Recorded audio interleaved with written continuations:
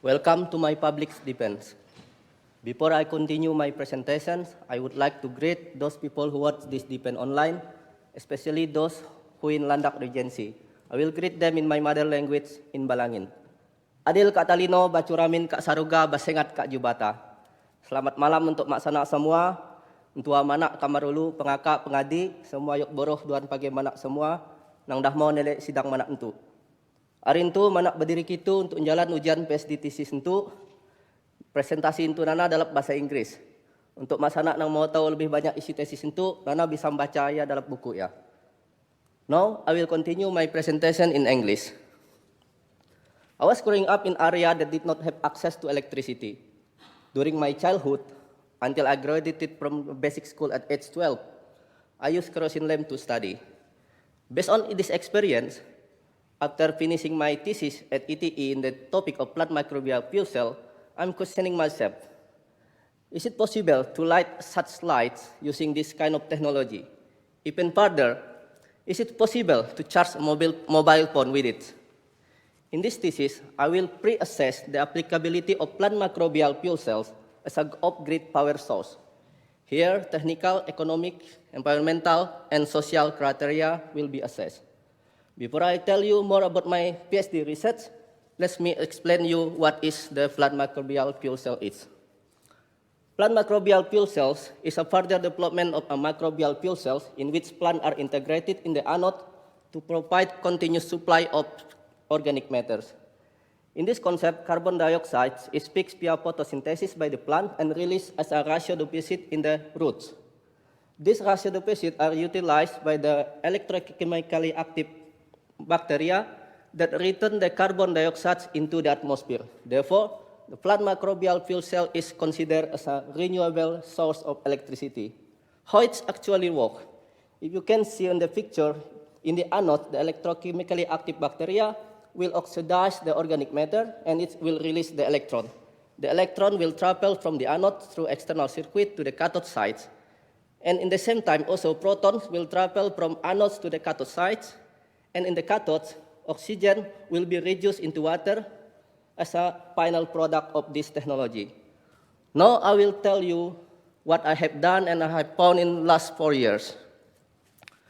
Firstly, I investigated the possibility to utilize mixture of marine sediment and activated carbon to generate and store electricity in the electrochemical system.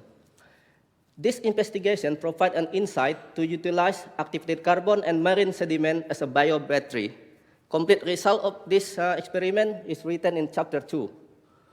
For those who are curious about how the reactor looks like, in the picture on the right side is the reactor inside of a climate chamber, and in the left side with my picture, there is all the instrument that used to log all the data that's coming from the reactor. Based on the result of this chapter, we found out that the energy density of plant microbial fuel cell is far below the battery. However, the plant microbial fuel cell can provide energy continuously without need to charge. And then, since I want to use this anode material in a plant microbial fuel cell, it is important to test whether this mixture of organic activated carbon and also marine sediment can support plant growth and generate electricity. So here in this picture, the reactor that used in the previous chapter, the plants are planted in the anodes, and then in the end of the experiment, the plants are growing, and then we can see that the roots are really growing in the anode chamber. Also, we found out that some worms are living there, so it can support the plant's growth. Furthermore, I also investigated new material to develop bioanode. So in this experiment, we mixed the activated carbon, and it was deposited in the surface of three-dimensional polyurethane cube using simple water dip method. The new electrode then tested in the microbial fuel cell reactors, and in the end of experiment, we see electricity was generated, and also active biofilm was growing. And this biofilm also improved the conductivity of the anode. Finally, the performance of plant microbial fuel cell was tested in the paddy field for its potential to co-production of rice and electricity. Also, the new electrode that we developed also tested in the rice paddy field, and you can see in the picture that it was buried between 10 centimeter to 15 centimeter below the ground just by hoeing the soil. And we observed there is no negative effect on the rice production. So in this picture, the plant microbial fuel cell prior to the implementation, just after the implementation, and also the rice that ready to be harvested. And then, now I will tell you about the result. How is the result? Based on the apparate field test, that we found out that plant microbial fuel cell in paddy tube, in a paddy field, I calculated how many tubes are needed to power such devices. It seems that to power 1 watt LED light, we need 2,800 tubes, and to charge a mobile phone, 1,000 of tubes are needed. And to light a small LED light that have the same luminous like a kerosene lamp, it's needed 190 tubes. However, at this current state of knowledge, that the plant microbial fuel cell seems already feasible to power a small sensor for the environment or also for a Bluetooth, because it only requires small number of tubes. In terms of electricity price, we try to compare the price of this plant microbial fuel cell with battery, not with the grid electricity. And from this picture, we can see that the price for electricity coming from plant microbial fuel cell already in the range of the primary or secondary battery. So the battery price is between 70 to 500 euros, and the electricity price that we calculated according to our research is already 250 euros per kilowatt hour. And then, since the plant microbial fuel cell technology is still in the development stage, at this moment, the environmental and social aspect cannot really be feasible to be fully assessed yet. However, having facts that the plant microbial fuel cells reaction does not generate harmful substances, and it should be safe for the environment. And also, if we see from this picture in our field research that people that's walking past by our setup, they didn't feel unsafe. So it should be socially accepted. However, the further assessment should be done when the technology is already ready. And now, talking about rice field, it is commonly known that in the rice paddy field, it generates a lot of methane gas. How we possibly improve this situation? Having fact that the plant microbial fuel cell will compete the same substrates like the used by the methanogenic bacteria. So I imagine if we apply the plant microbial fuel cell in the whole rice paddy field, it could reduce the methane emission. Furthermore, in this current state that plant microbial fuel cell already able to power some sensor, if we combine this technology with the agricultural sensor, so we can create such a smart agricultural farming system. And if we can increase the power, so it can light this light. To sum up, it seems that at this moment, my dream to use plant microbial fuel cell to power electricity to light is not feasible yet. However, this thesis brings some insight that the plant microbial fuel cell could be used as a bio battery to power very small, low power devices. And of course, if the electrode material optimization is done, it will improve economic competitiveness of the plant microbial fuel cell itself. Also, at this moment, plant microbial fuel cell already able to be used to power a sensor or even might be used as a sensor itself. And in the end, we found out that the plant microbial fuel cell is able to coexist with rice production in paddy field. Finally, I would like to acknowledge my scholarships, the government of Landak Regency, West Kalimantan Province, Indonesia. Without this scholarship, I will never be standing here today. And with this, I would like to end my presentation. Adil Kak Talino, Bacuramin Kak Saruga, Basengat Kak Jubata. Thank you.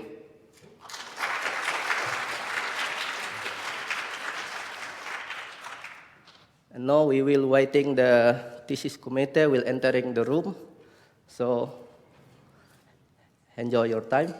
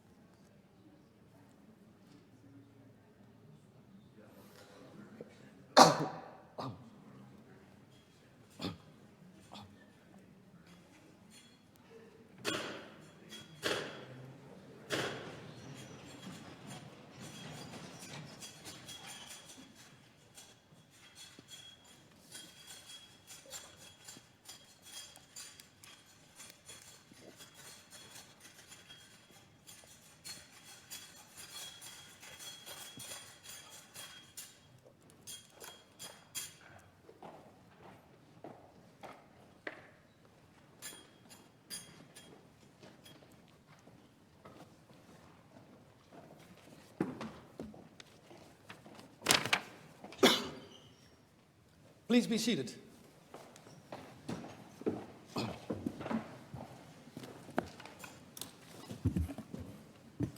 I hereby open this ceremony, convened by the Academic Board of Wageningen University, in which Emilius Suderio is offered the opportunity of defending a thesis with propositions entitled Plant Microbial Fuel Cell in Paddyfield, a Power Source for Rural Area.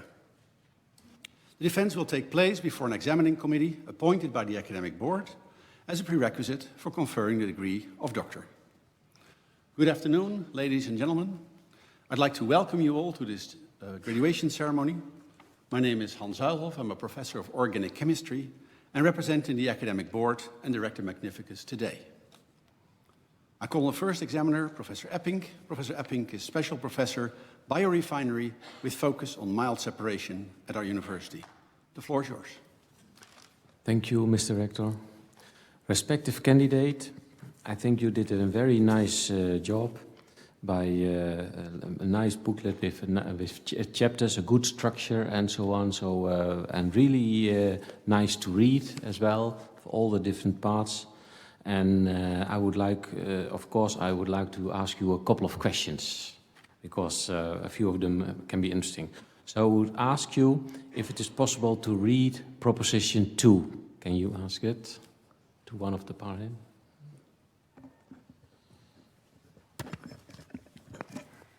The battery function of the plant MFC should be exploited, since the electricity price cannot keep up with developments on other renewable electricity sources. Thank you.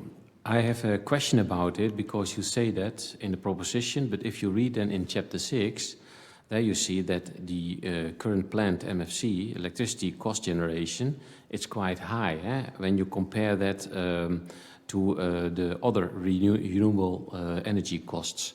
So, because there's quite a big difference. Can you give an explanation for that?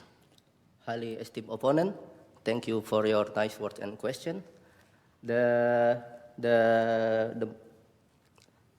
proposition number 2 means that at this moment, if we comparing the price of this other resources, renewable energy, such as from a wind source, from the solar panel, is very low. Yeah. And therefore, we need to think a bit out of the box, that how to make use of this bio battery function of the plant microbial fuel cell. For instance, imagine if this will be applied in an area that's far away, that needs a high implementation cost, maybe in the midst of jungle that had very low sun intensity and there is no wind. So this could be a better application for this kind of battery. Kind of a niche application in that way, that you can say, okay, that you can use it in that way. So when you have no wind, wind energy, then you can use it also. Yeah, that's why we said that it should be exploited. Okay. In such way. Okay. Now, You talked about that about sensors. There could be ideal application for the plant MFC, but how you do that in dry seasons? That can be a problem, eh? Because then it works. Then it is more difficult that it will work. Yeah, it of course it depends what kind of sensors that we want to apply this technology. I imagine that if we put this plant microbial filter in a wetland area, Yeah. which is always wet, Yeah. and that if we install this at several depths, and then it could be an indication if the wetland is still wet or not, because if the water level will go slow, and then the top side of plant microbial filter will stop to sending a signal, so that means it's already dried. So this kind of sensor, I think it would be possible. Yeah, that's true. You mentioned a few of them also in the, let's say, in the booklet. But the question is also, how would you deal in dry seasons if you do not have almost no, let's say, potential difference? What could you then do with the plant MFC? If you can work with it in wet seasons and so on, that's fine. But when it's really dry, what would be an alternative? Well, in this case, maybe we need to find a kind of like other technology that we could couple this application for those kind of seasons. You show a nice picture in the beginning about solar cells and so on, the combination you can make in that way or not? It's possible. Because that you can store the energy for dry periods and then for the sun, let's say solar cells, and then in a wet season you have this MFC, plant MFC system. Yeah, also alternatively, we can also install the plant MFC with capacity much higher than the capacity that's needed by such kind of sensor, and then we can store the electricity that's produced by this plant MFC during the wet season, for instance in the rice paddy field, because there is intermittent with the water management. So when the rice paddy field is dry, so the energy that's stored from the previous season still can power those kind of sensor. Okay. But you do not see that you will have electricity cars in that area, eh? For this kind of knowledge, it's not really possible yet. Okay, yeah. Then another thing is in the chapter 6 also you talk about the conversion efficiency from solar radiation to electricity. And I see different values between 2 to 5, 6, or 2 to 5, let's say. What is... Can you explain what is more or less the average value which you use? It's not exactly predictable. I can imagine that. Could you elaborate which kind of the efficiency that you mean? Yeah. What is the conversion efficiency from solar radiation into electricity? What is really how much? Okay, in the plant microbial fuel cell, it's not direct conversion like in the solar panel. So Yeah. the conversion that's mean here is depend on the type of the plant itself.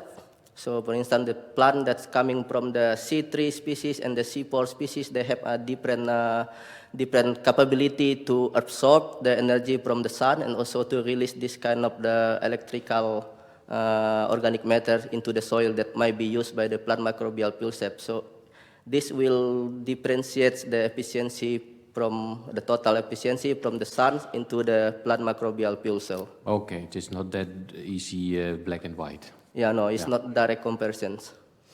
And another question I have is about, I'm struggling with the microbial community that is needed to really try to get a real potential difference between the cathode and anode and so on.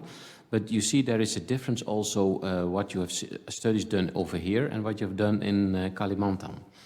And is there really a big difference in microbial community what is needed, or does it not so matter? Well, basically in all of the study that we conducted during my research in here or in Borneo, we don't really specify the type of battery, so we just use a mixed culture bacteria. And of course, different places, the bacteria species will be different.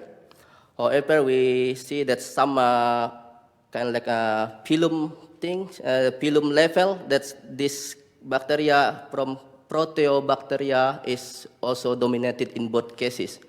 You see that most in the, I would say here, when you do these studies over here, then you see them Protozoa most, and then in Kalimantan there is less, I would say. Yeah, it's a bit different variation. However, since we really not during the study, we don't really focus on which kind of bacteria is there. Yeah. So we cannot really make a solid conclusion about this bacteria community. Okay. And now for one very difficult question for you. You're always thinking which kind of components are responsible for making this potential difference. And that's not easy to calculate. Are these electrolytes, smaller components, or do you have a little bit an idea about that? Do you mean the component from the plant microbial fuel cell itself? Yeah. According to our research, that's at this moment we found out that the major component that influence the economic function of plant microbial fuel cells still from the electrode sides. In this case, the best so far electrode is normally used as graphite felt, and the price is still expensive. Yeah. So this electrode still play the major part of the component if we want to reduce the number. Yeah, but I mean also the components which are responsible for this potential difference. What kind of are this sodium or phosphate, or what kind of components are responsible for this reaching this difference? For the electrode itself, we need normally we use the carbon-based electrodes. Yeah.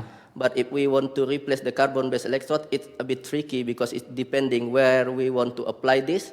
Because if we want to apply this plant microbial fuel cell in the soil, we don't want to put harmful substances in the soil. So far, in my opinion, the carbon-based material is still the best one because it's quite inert and didn't give excess reactions to the soil. So this become the most important component. And then secondly is the organic matter itself. It should be provided continuously, and then it's a kind of fuel for the microbial itself. Also from the soil itself also?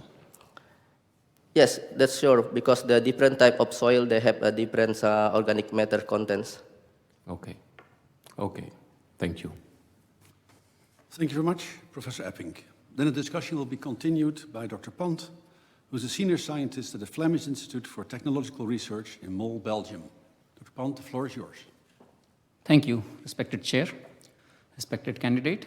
I really enjoyed reading your thesis, and especially the part because you do both lab work as well as you apply it in the field, which is not very often seen in a lot of such studies. So congratulations for taking this step, first of all. And I will start from the introduction because you do not say a lot of things. You directly jump into the main concept, which is about the electric power and linking it to the renewable electricity. You also mentioned that in 2018, around 12% electricity in Indonesia was from renewable energy sources. So do you know how much of it was coming from which sources? Is it all solar or from different sources? Highly esteemed opponent, thank you for your nice word and the question. According to this data, I didn't look further the classification of this kind of renewable energy, but as far as I remember, solar energy is still playing in the high proportion of those percentage. Right. I also noticed that you have published almost all the chapters of your thesis in scientific journals, and also all of them are open access, which is also another good thing, I would say, because then everybody can read them and benefit from the knowledge that you generated. So was this a conscious choice, or how did you decide to go for all the open access publications? Yes, for me, the knowledge should be open for everyone, because if we try to generate knowledge and we keep this knowledge in our own locker, so it will give a less influence. So it's my own choice also. Perfect. I fully agree with your judgment there. Then coming to chapter 2, where you developed this new rechargeable bio battery, and you mentioned this to be as a source of bidirectional electron transfer. But when I looked at this chapter, I did not find an elaboration what you mean by bidirectional electron transfer. So I was hoping that you can explain that a bit here. Yes, what we mean with the bidirectional electron transfer is in the experiment that we try also to charge the anode material. There are two types of charging that we did. The self-charging, that means we put them in the open condition, so the generated electricity will be stored in the anode material, and also with the indirect charging, so we use external sources.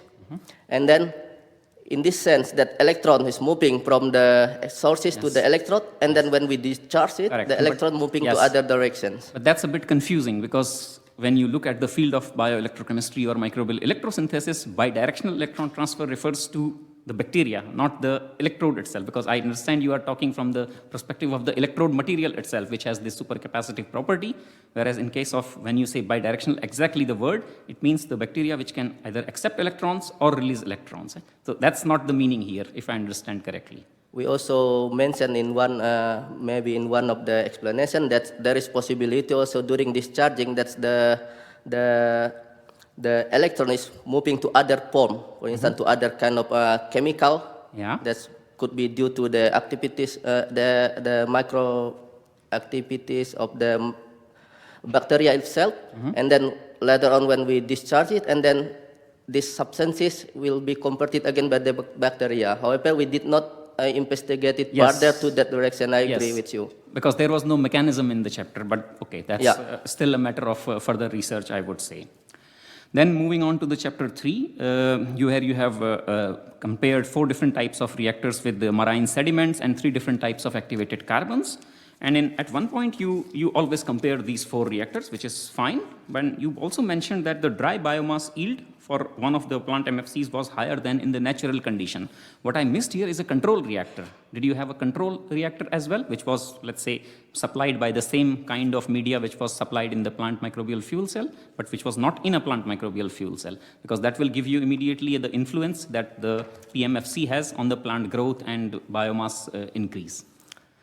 Yeah, in this case, we don't really have the real control reactor, which is only planted by the plant without the putting the anodes. However, we try to compare with the result from other experiment that saying that in the normal conditions, that this kind of plants normally produce the biomass within this range. So we compare it with the data from other researchers. Okay, so when you say natural conditions, it was not like it's growing in nature where you harvested it. It was not your control, but just from literature data you Yes. mentioned. Okay. No, that's clear. In the same chapter, you also have a comparative table, if I may refer to table 3.1, where you have compared the results of your own investigation and some previous studies, starting from 2010. And I noticed that you used this Spartina Anglica as well as a flat plate reactor. But both the average power density and the maximum power densities are quite low compared to what has been reported in the past using the same species and the same kind of configuration. What could be the reason for this lower performance? Well, there could be several reasons. First, that we think that of course, every reset, the setup is not always the same. What we try to do is just to replicate some setting, but it's not always the same. So that will be the first case. Second is the difference in the growth medium that we use, and also the type of substrate that could also lead to the differences. And another one that's there is maybe kind of like a spatial differences in the substrate availability that will be used by the bacteria. But if the plant is same, should you not be using the same kind of growth substrate? Because that's more or less optimized, I would assume, no? Yes, for several research that we compare, we use the same plant growth medium. However, we cannot really explain it better why it's much lower. But we hypothesize that the Coulombic efficiency that in our case a bit lower could be due to the competition reaction that's happening in the anodes. For instance, if we see that in the reactor that the plant are really growing well, What is the competing reaction you think is? there could be kind of like another reduction happening in the anode itself, which is we don't really like it because it will reduce the electricity production. So that's one of them. And another one could be the other reaction that will compete using the same substrate. Okay, good. So now moving on to chapter 4, where you actually did the field test in a paddy field, and I see that you run it over 2 years, over different cropping cycles. So, but it was not clear to me from the description what happened between this? Did you take out the MFC, clean it, or it was all the time one MFC running continuously over the whole 2 years? Yeah, that's true. We run the reactor for almost 2 years, and the reactor is still there until the end of experiment. Also, until today, the reactor is still there. However, due to some technical problem with the data sending, so in the first 2 seasons, we don't really kind of like continuous data. So we have better continuous data that sending every day is in the last harvest season. Okay. Okay. Because this was indeed the most interesting part, like I already mentioned. So when you moved from the lab-based system to the paddy field, what changes did you observe in terms of performance, both electric power as well as other performance criteria? How did your plant-based system or the field-based system compare to the lab-based one? Yeah. Yes. First, I cannot really compare directly because in the lab we use different types of reactor. It's flat plate, but in the field we use a tubular reactor. However, in general, if I compare my result with other research, in the plant it's still sometimes it's a bit high, sometimes it's low. However, it's still in the same range. Okay. So still could be comparable. So then I have a question also about one of your propositions. If you can ask one of your colleagues to read it for me. Proposition number 3.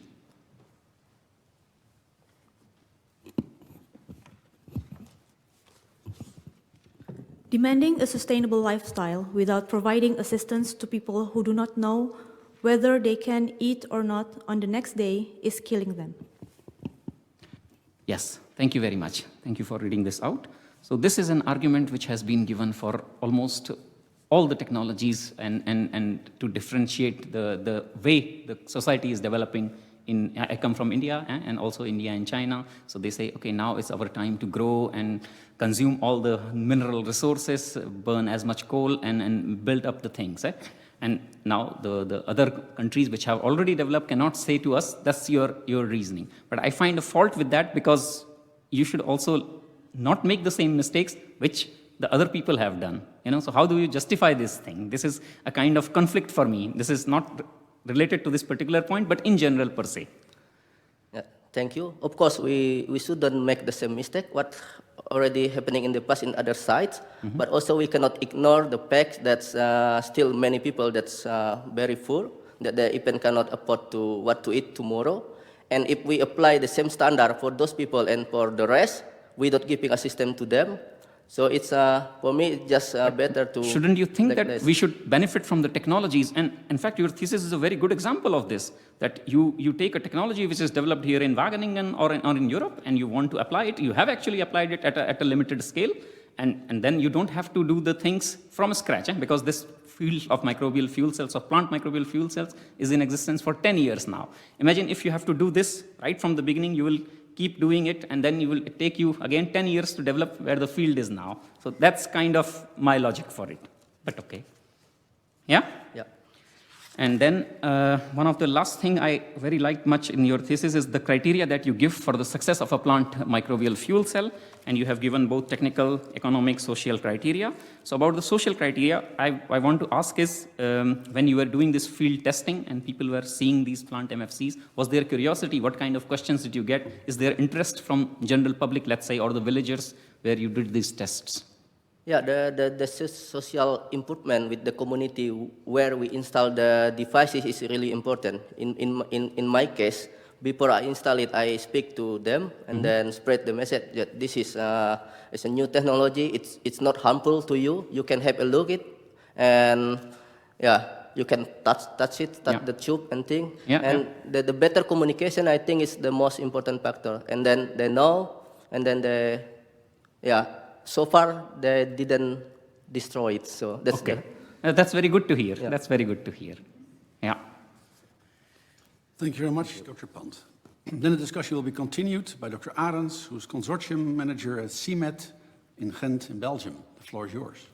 Thank you, Mr. Rector. Dear respected candidates, also from my end, congratulations with your work. It's not easy bringing technology from the lab to the field, particularly if you consider the other side of the world, literally, in this sense. So congratulations on that aspect. That being said, there are some things that are not clear to me. One of the things is that you have these plant microbial fuel cells, and you set up, I think, 5 now in the field. And then in your final evaluation, you state, yeah, we need to have somewhere between 60 and 100 or 300 of these particular units in a field to power something. How to connect them? Highly esteemed opponent, thank you for your nice words and question. Yeah, sure. In the discussion, I address also the technical challenge to connect all of these things because the plant microbial fuel cell voltage is not always the same. So if we can connect them directly in the series or parallel connection, we will face some problems such as a voltage reversal. This is the theoretical connection. I'll come to that later. But my question is on the physical connection. If you want to connect 100 of these tubes, you need a wire for the cathode, and you need a wire for the anode, and in between, you have a farmer tending to his rice or doing whatever on the field, and he has to bend over for the wires there. How do you see this? How does that work? Yes, for that, one of the idea is to connect everything under the soil. So can you use a cable that can sustain under the soil in the wet condition? That could be one of options. And of course should be arranged in such a way that did not disturb the farmer when they will do. Also, I address also in my thesis that we still need also to find a way how to install this without the need when the farmer want to plowing the soil, so the plant microbial fuel cell is not destroyed. So this is still a big challenge that we need to think before we really bring this into a large-scale implementation. And indeed, when you plant it on a rice field, you also say you want to have the anodes very close to the roots because there's most exudation, most organic matter. But that's in the topsoil. And you also say the farmer needs to plow the topsoil to manipulate the field and make sure it's as fertile as possible.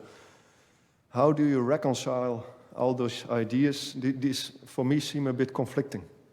Yeah, that's still kind of like a two dilemma to bring this in the soil. I agree that if we need to put this as close as possible with the roots, however, when the farmer need to plowing the soil, it might distract that. That's the common agricultural practice. However, we have another vision. In our opinion, if the plant microbial fuel cells is not negatively impact the paddy itself, or even if because of the installation the paddy will growing well, so maybe the plowing is not needed. So if this is the case of the tested, so we can avoid this kind of like a plowing problem. Okay.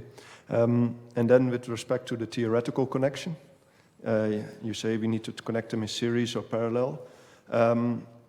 One thing that is a little bit a question that still needs to be solved in the field is the fact of voltage reversal. Can you briefly explain what that is and how you can solve that?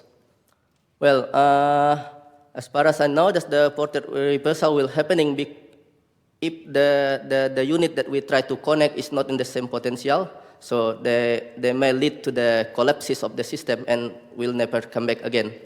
And in some paper that I read, there is a research try to connect the several microbial fuel cells without physically connect them. So it's using such kind of microprocessor. So they will be connected through this microprocessor. However, this is still also in the development stage. So, and for this connection and this microcontrol, would you need reference electrodes for that? And how do you see that also practically implemented? I did not know further about how it's really working, this microprocessor and microcontroller, since I'm not from that field. But the reference electrodes, I think it's still needed, because if we just comparing to voltage, it's just nothing. We need something reference, or maybe it is the real reference electrode, or maybe another reactor can work as a reference electrode. Okay, thank you. I'm trying to look up the correct page. Yes, page 113. I'd like to discuss a bit on the graphs that you put forward and the conclusions that you pull on the microbial community there.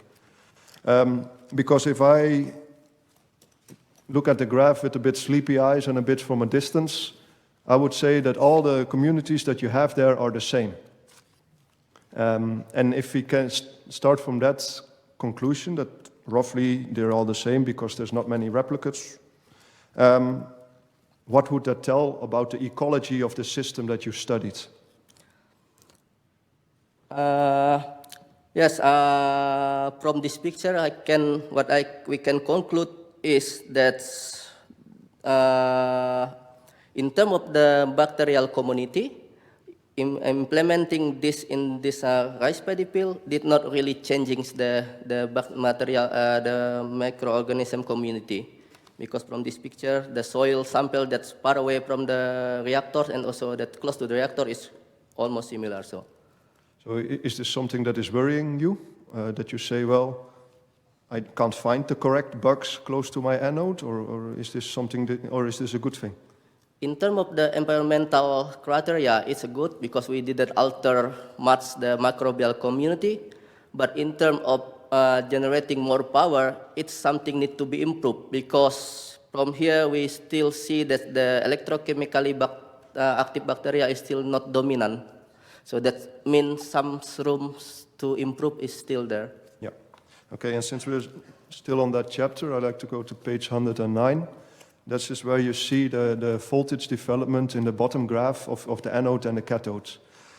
And also my previous opponent, my colleague here said, what about the dry season? And I have the same question. It takes about 35 to 40 days to develop a full potential in your cells. You have observed this. Do you have some kind of solution for this to speed this up, to make use of all this wet period? Well, technically, maybe we need to think again about the water management if we want to install this in rice paddy peel. So maybe in the water management, we don't need to completely drying the rice paddy peel. That could be one option to cope with this. And another option, maybe if we install in such a way that the area where we install the rice, the plant microbial peel cells still relatively wet compared than other area. So that's also may faster the initiation back. Okay, so and if we think along, we just discussed the microbial community, that was the same everywhere in the field. But then also you said, well, the community close to the anode can be a bit better. And if we link that to the long startup, is there a way to somehow seed the anode and make sure that the right microbes are always present?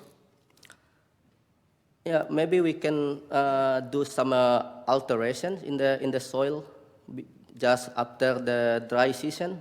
So we can also maybe put inoculum that's from the nearby soil with that always wet, and this also could faster the initiation.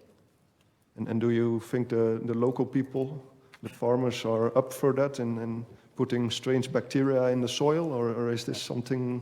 Yeah, I think that will come to the another social engagement of a new technology that always need to be done. Yeah. I cannot really answer whether they agree or not. Okay, Mr. Chair, how are we on time? You have time for a short question. Very short question. I'll try. So let's discuss the cathode a little bit. You say you have a meter cathode and the cathode is not limiting. How can you figure out if there's plenty of oxygen also in the middle of this meter-long stretch to function as a cathode? Well, we make those conclusions according to the cathode potential that we observed in our reactor. When the anode voltage is changing, but the cathode is more or less in the same range in all the years. So that's one indication that our cathode in this case is not the limiting factor. Yes, that I understand. But how can you figure out if there's oxygen everywhere present in this meter-long tube, in the case that an anode might function very well? Yeah, that could be an indication that we will observe the drop in the anode potential due to the oxygen that may penetrate through the tube goes to the cathode also goes to the anode direction, because the distance between anode and cathode is not that far. Okay, thank you. Thank you very much, Dr. Arends. Then the discussion will be continued by Dr. Helder, who's CEO of Plant E in Wageningen. The floor is yours. Thank you, Mr. Rector. Respected candidate, congratulations on finishing your thesis. As the previous opponent said, I too admire the fact that you have combined lab work with thorough work in the field in rice paddies, and I have read your book with great interest. So thank you very much. I do have a few questions, like the rest of us. And for my first questions, I would like you to ask one of your paronyms to read proposition number 1.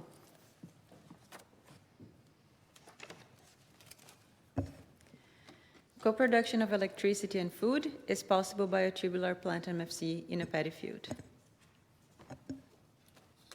Thank you. So indeed, in your thesis in chapter 4, you state that it is possible to grow both rice and at the same time produce power. So I would like to challenge you and ask you to elaborate a little bit more on this point. So could you explain, apart from the fact that it is possible, would it be practical? Would it be feasible? I heard bits and pieces in previous answers, but maybe you give a bit of more of an overview whether you would think this could actually be a solution for power production in rice paddy fields.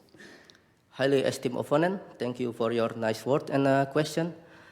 Well, when I wrote this proposition according to the research, I tend to say that the co-production of electricity with food is okay.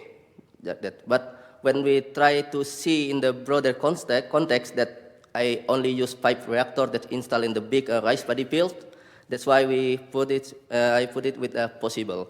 So at least from this point of view, we see that there is a possibility to integrate the rice production, the food production with the electricity production.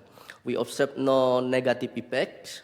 However, we cannot really conclude in a strong way that this is due to the plant microbial fuel cell, because it's still in the real field is a lot of factors may happen, for instance like shadowing or other thing, or wind or the weather. So however, with this result we see, okay, this is a kind of good direction that we can go if we cannot really harvest the electricity, and if this plant microbial fuel cell somehow can improve the bacterial community in the rice paddy field, and in this way, since it can compete, because it will consume the same substrate like used by the methanogenic bacteria, so it may reduce the methane emission that's mostly high in the rice paddy field. So we see it's from this direction.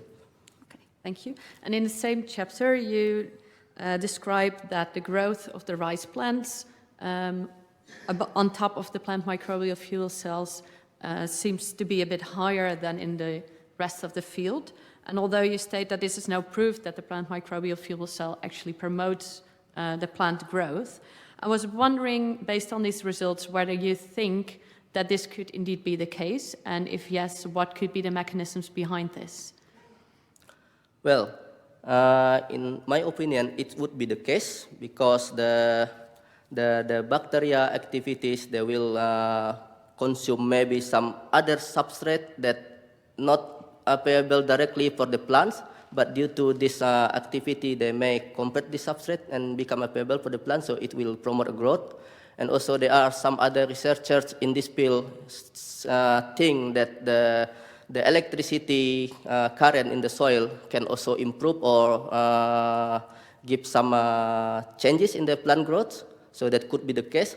However, in this research, we cannot really make a strong conclusion, since I told you that we only use a limited amount of number of plant microbial fuel cells. So it's statistically, it's not really strong conclusion to directly address those conclusions. So what would be an option to actually come to that conclusion? What kind of research needs to be done to actually come to results about that?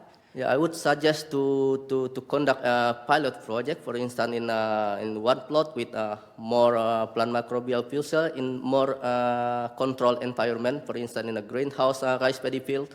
So we can put many sensors, the fertilizer sensor, chemical sensor, also the methane gas sensor. In this way, we can examine further about the effect installing plant microbial fuel cells. Thank you. Then in your, on page 182, I think that's part of the general discussion, you indicate that the lifetime for the system that you have used is assessed between 5 and 30 years. And that's what you use to base the scenarios on feasibility on.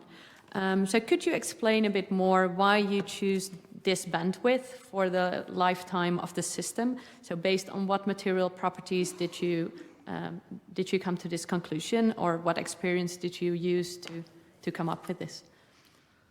Well, this estimation is coming up from the material that we use in the tubular microbial fuel cells, which is graphite felt, some silicon tubes. And then according to our experience that the device is already 2 years there and we see no sign of the deteriorated in the material. And then according to this result, we extrapolate that we predict that this material would sustain until next 5 years.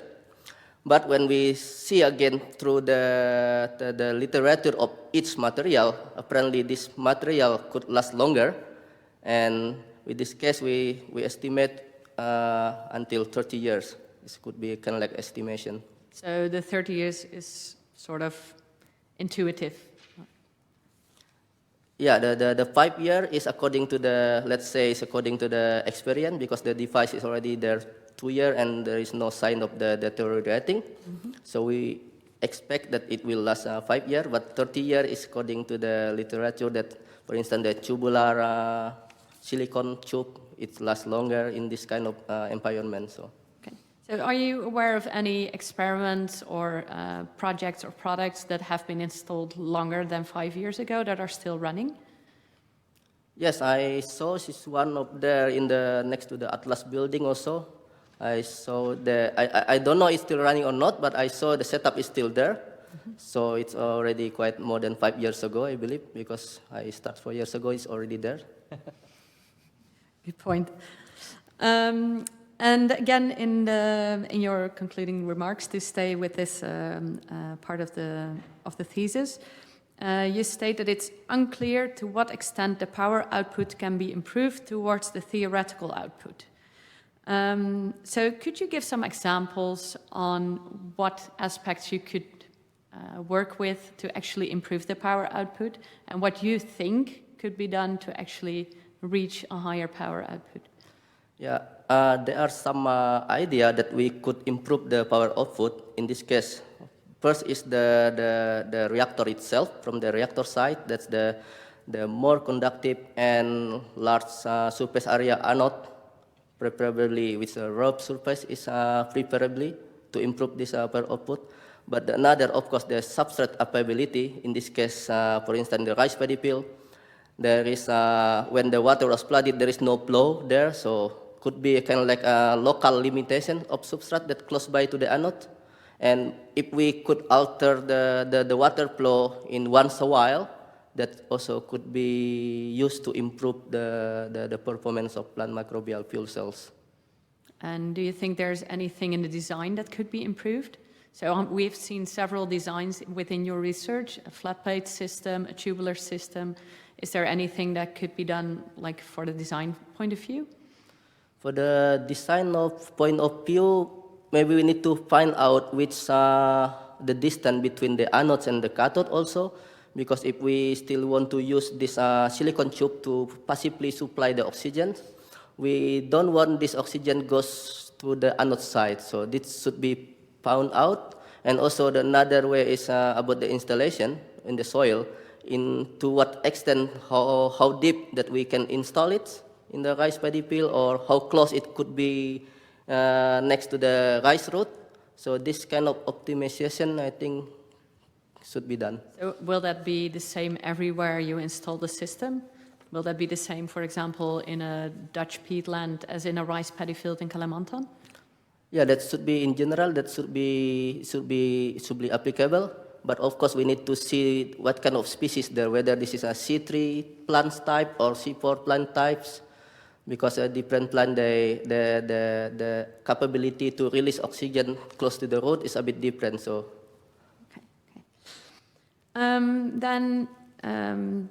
One of the things you mentioned, I think already in your introduction, was that there are several products based on this technology that are already on the market. So you have named a few, some small products, some a bit bigger. I missed a few products there. Well, evidently there's much more to be discussed, but life is short. Therefore, I adjourn the meeting, and the examining committee will now withdraw for consultation.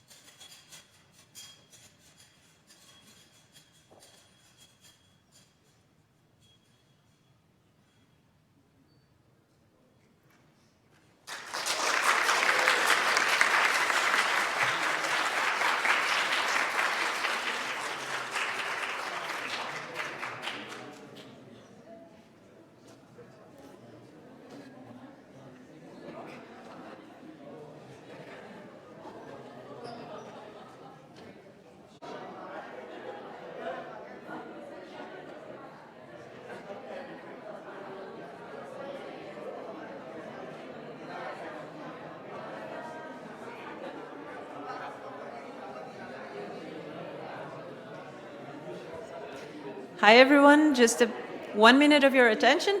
So right after the defense, we're going to congratulate Emilius downstairs. Then there is a short reception. We have some drinks, talk a bit. And then we wait for everyone at 6 o'clock in room number 3 in Bornsesteeg. Thank you.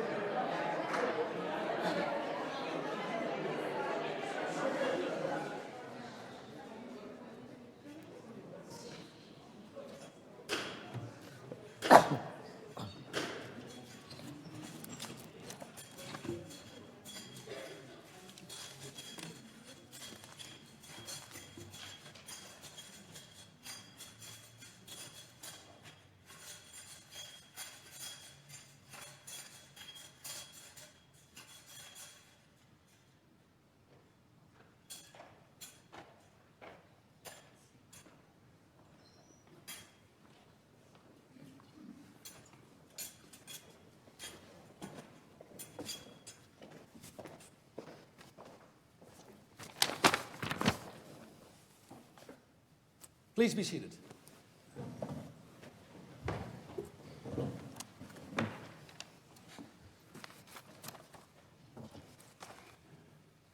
I hereby reopen this meeting.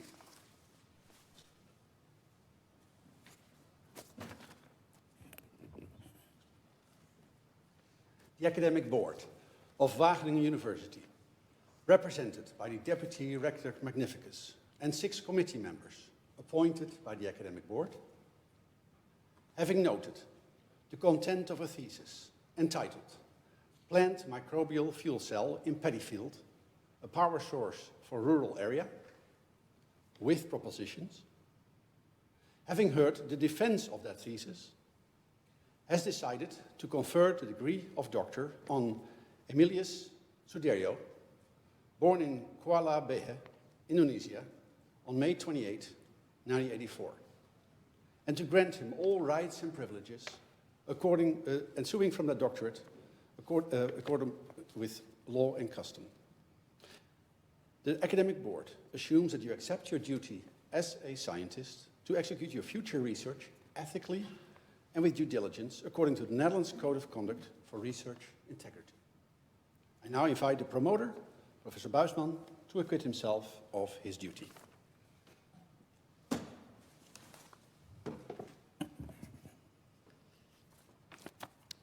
You have heard the decision of the Academic Board of Wageningen University to confer on you, Emilius Sudirjo, the degree of doctor. It is now my honor to present you with the degree, signed by the Deputy Rector Magnificus, the promoter and the co-promoter, and sealed with the Great Seal of Wageningen University. I first invite you to sign the degree as well.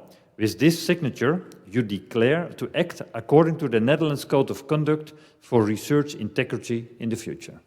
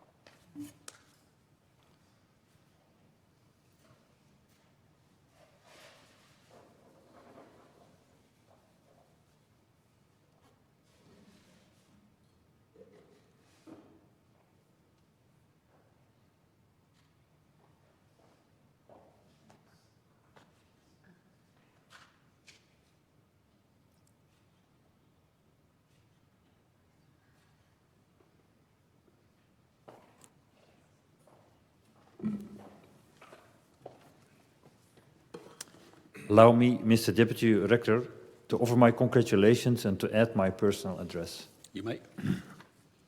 Dear Emilius, dear Dr. Sudirjo, congratulations with your new academic title.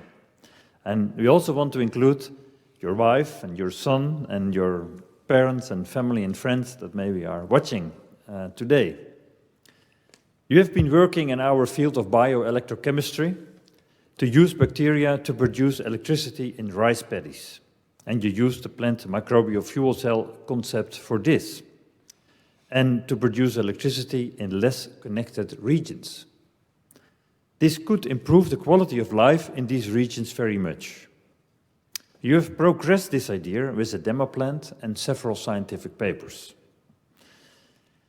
We have appreciated it very much that you conducted your research in our biorecovery group and the part of environmental technology. I would like to thank the Regency of Landak of Indonesia who financed your project, and we hope for new future cooperation in the future.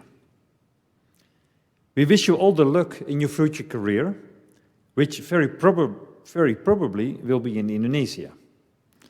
And we hope, of course, that you stay in contact with us. Once more, congratulations.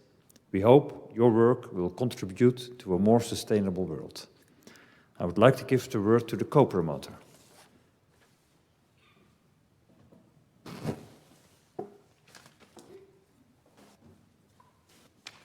So, Dr. Emilius Selemat, with your new degree,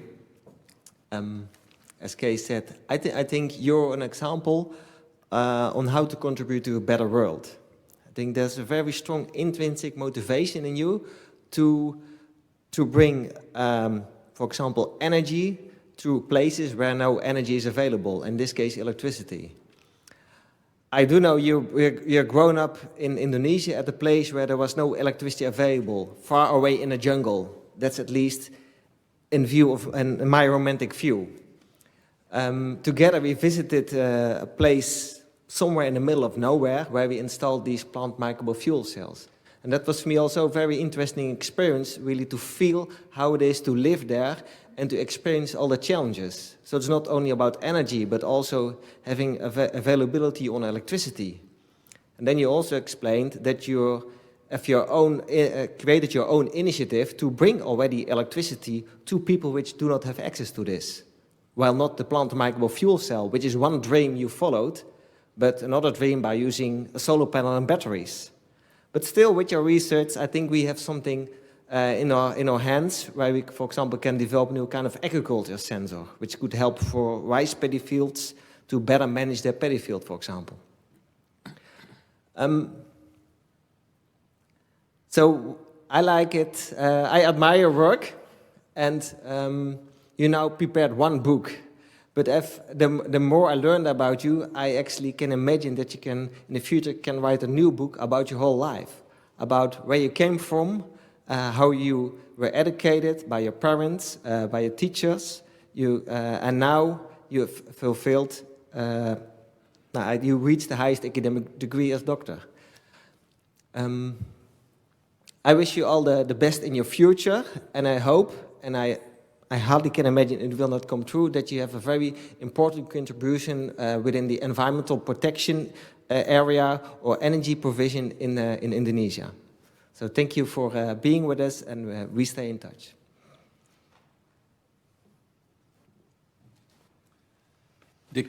Dear Dr. Sudirjo, congratulations also on behalf of Wageningen University. I'd like to extend those congratulations to your wife, Natalina. En ook naar je zoon, Jonathan. Je bent al 5, hè? Ja? Ik wil even zeggen, gefeliciteerd met jouw papa. Hij heeft het heel goed gedaan. Ja? Okay.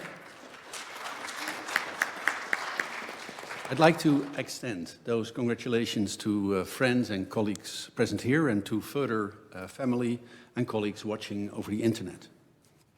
As evidently indicated today, your activities fit very well within the mission of our university, namely to explore the potential of nature for the quality of life. And with your doctorate, Wageningen University, of course, expects and hopes that you're able to act as an ambassador of our university and to maintain the high standards in both values and quality of research that you've displayed in the current work. Therefore, we hope that you will keep in contact, as already indicated by your promoter, with our university during the remainder of your further career, which initially will at least lead you back to Western Borneo, where you will work within the local government, but hopefully also beyond. In that capacity, I can only wish you all the best along those paths in the future. Finally, I'd like to thank the committee. It's always a lot of work to travel, to come here, to read and evaluate a thesis. Wageningen University is critically dependent on your efforts, and a defense like this hinges on this. So I'd like to end the ceremony by thanking you very much. And with that, I'd like to wrap this up and close this session.